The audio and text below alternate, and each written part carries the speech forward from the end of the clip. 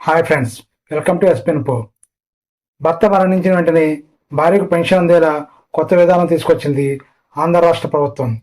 అంటే ఏమిటంటే, భర్త పెన్షన్ తీసుకుంటూ మరణిస్తే వెంటనే భార్యకు పెన్షన్ అందేలా కొత్త విధానం తీసుకొచ్చింది. దీన్నే స్పౌస్ పెన్షన్ విధానం అంటారు.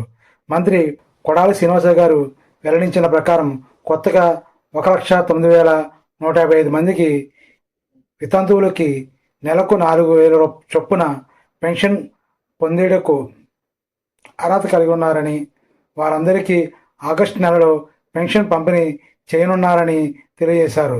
దీనికి రాష్ట్ర ప్రభుత్వం నుంచి 43.66 కోట్ల రూపాయలు అదనంగా ఖర్చు అవుతుందని కూడా తెలియజేశారు. ఇది వితంతు మహిళలకు ఆర్థికంగా బలాన్నిచ్చే గొప్ప నిర్ణయమని చెప్పవచ్చు. ఇలాంటి మరిన్ని ప్రభుత్వ పథకాల కోసం మా ఛానల్ను సబ్స్క్రైబ్ చేయండి, లైక్ చేయండి, షేర్ చేయండి.